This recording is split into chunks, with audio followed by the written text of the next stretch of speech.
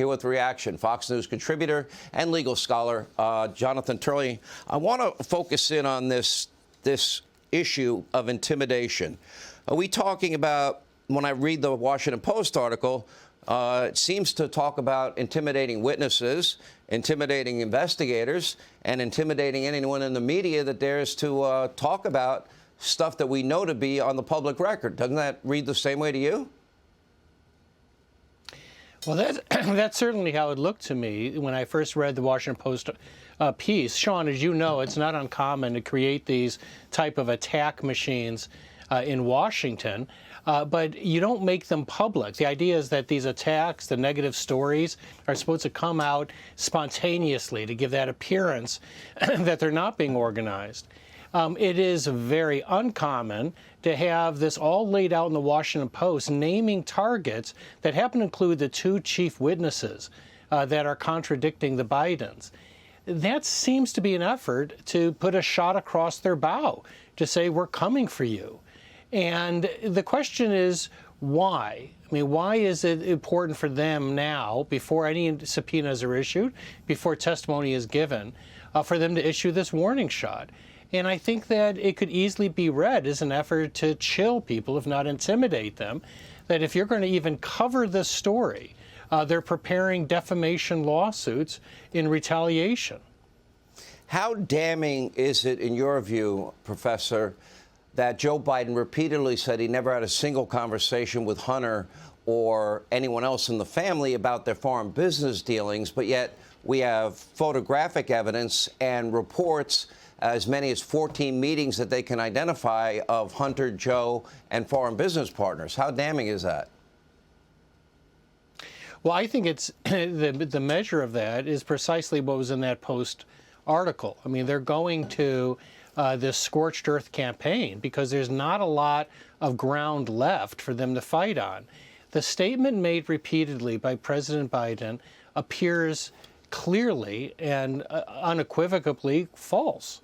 I mean, he said that he had no knowledge, no discussions on his son's foreign dealings. There are pictures of him meeting with these business executives. There are emails going back and forth.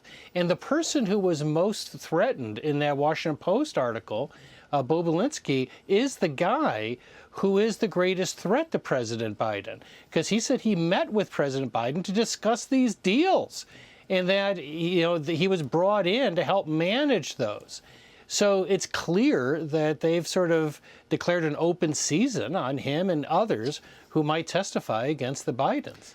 Let me ask you then this. If, in fact, the president lied about having never spoken with his son or family about these foreign business operations, if the president, in fact, met with these foreign business partners of Hunter, if, in fact, it could at some point be proven that, in fact, he financially benefited from these meetings. Like, for example, there's an implication by Hunter himself that he was tired of giving half his income to Pops.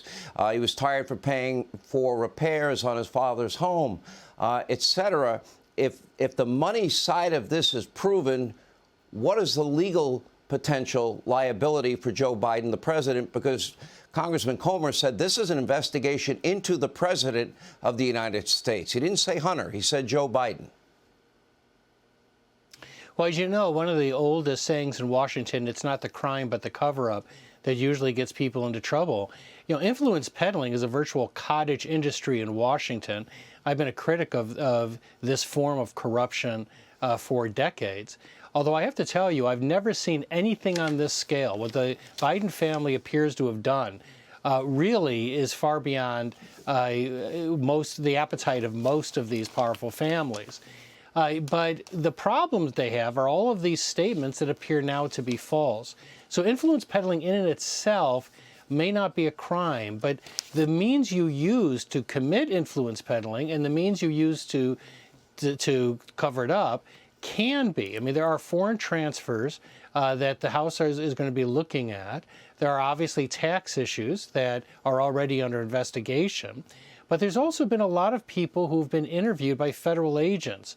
That tends to be the area where you find the greatest danger of prosecution, is making a false statement to a federal agent.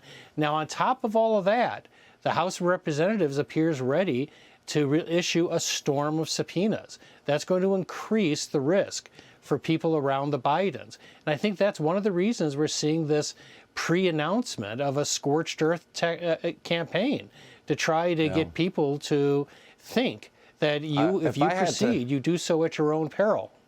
I'd venture a guess your name may now be on the list with my name. I'm just guessing, but I'm usually on every list, so it doesn't really shock me. Jonathan Turley, thank you. Hey, Sean Hannity here. Hey, click here to subscribe to Fox News YouTube page and catch our hottest interviews and most compelling analysis. You will not get it anywhere else.